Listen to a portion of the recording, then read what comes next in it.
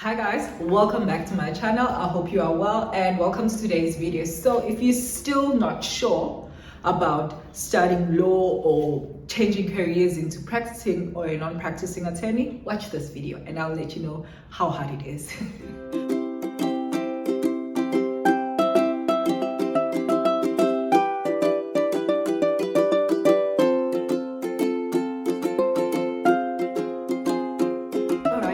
AsandaNtini and welcome back to my channel. And if you are new here, do stick around. Don't forget to like, comment and subscribe to this channel. So what qualifies me to speak about this? One of the things that qualifies me is that I've been post-qualification experience close to 4 years now, which is just wild. Like I'm pushing, so let's count. 20, 21, 22, 23. Yeah, this is my 4th year post-qualification and I've learned a lot of things and I have some insights to share. And one of the things that I've shared, one thing I can share and assure you of is that law is hard. It's not meant to be easy. If it was meant to be easy, anything, if it was meant to be easy, everyone would easily do it and it would be for everyone. I do have a few notes written, so I'll be looking at my phone. Okay, so first things, let's get this out of the way. Law is hard. Practicing law is hard. Studying law is hard. Not practicing law is hard. As a non-practicing attorney for the past year and few months, actually. Yeah, I've been for 1 year, 6 months. Next week, I think, sometime in 2 weeks' time, will be exactly 1 year, 6 months of me being out of practice and being in-house. And I can assure you that whether you are in-house for one small organization, as I did after, I also live in a very noisy area. One of the things that I did post articles was to be in-house for a small entertainment company, which housed like one of the coolest brands in the country, music brands at that. And I had an opportunity to be in-house for that, but I got bored because I was not doing much of legal work because it was a small organization and things that I needed to do was like draft contracts, all of that. And I was like, okay, if I'm drafting contracts, checking out our compliance, how many times do I do this in a year? I don't do it every month. I don't do it every other month. So then I decided to now start applying for a bigger organization, which is now what I'm part of, and which when I sit down one of the years, few years from now, I would say was one of the most growth that I received in terms of character. Different roles give you different feels in the law and they are all just as hard. Why is law hard? I've still not answered. Have I not answered that? Okay, if I've not, let me just recite it again. It is hard because you must pay attention to detail.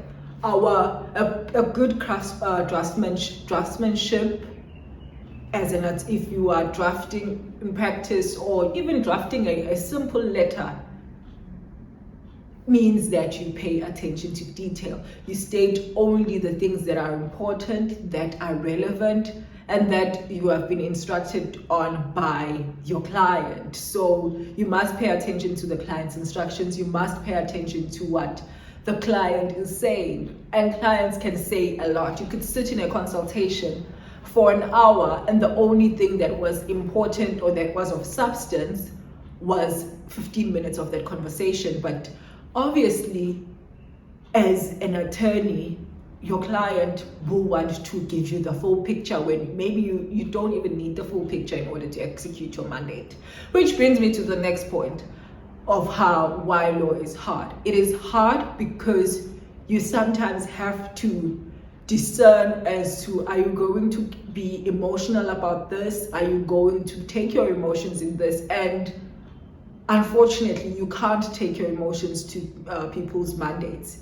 If you can't take that mandate, you should remove yourself from that client. And if you feel that you want to continue, you can't involve your emotions, and that's very hard.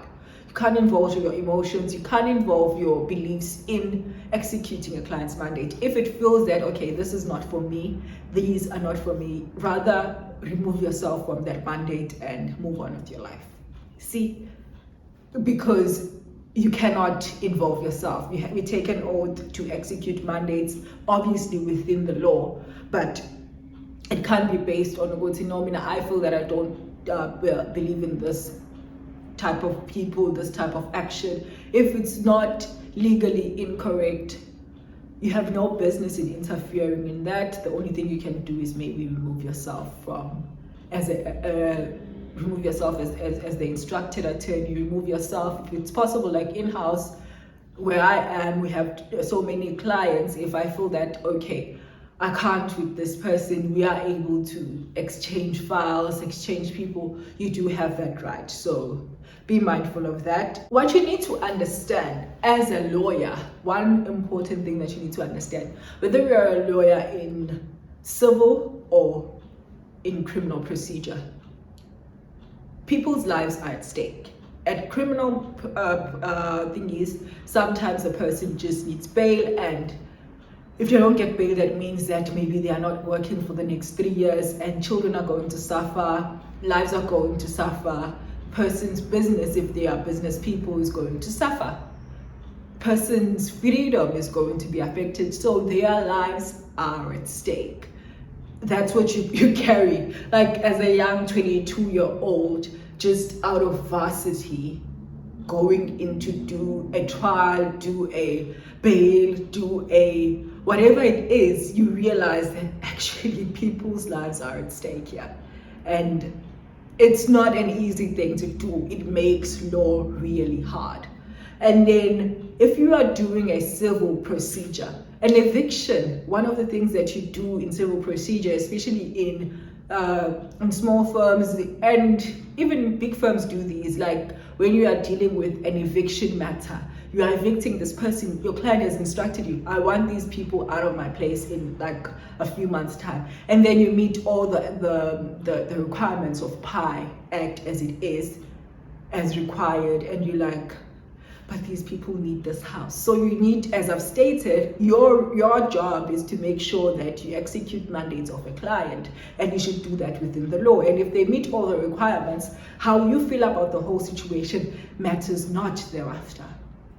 And people's lives are at stake, whether it's their house, whether it's a marriage, like you are doing a divorce and this person has lived and dedicated their lives to their husbands for the last 17 years. They've dedicated their lives to their wife for the last 17 years, whatever the case might be. They have children, they've endured abuse, but now you are executing maybe on behalf of the abuser, and all you need to do is execute your client's mandate. Even if you don't like that, you live with that client, all you can do to the best of your ability is execute the mandate that you have been given. That's not easy. And it's people's lives, and people, and the instructions that you get from clients are very important to them. And as much as for you to be like, just another divorce, for them it's their first divorce. So as an attorney, one other character, as an attorney and as an advocate, but obviously attorneys deal directly with the public, your duty is to be empathetic. Your duty you have to show a bit of sympathy to the situations that they go to. It can't be just, okay, I've done this so many times, like, and the person is being dismissed, and you're like, don't worry. It's, yes, obviously you need to be a center of reason, but you can't be such a center of reason that you have no sympathy, you have no empathy, you don't want to, whatever the word is, you're just executing. You're not being a great attorney at that. You are not serving the community as you've taken the oath to serve. So remember that when you are thinking, and if you are still thinking of joining this profession, people's lives are at stake, whether it's in civil or in criminal, because a lot of people assume that, okay, if you are practicing criminal law, you are a bad person, and if you are practicing civil law, you are a what's this word? It's not shy. I'm looking for this word. You are not a brave person. No, both, and I always feel that criminal civil is actually more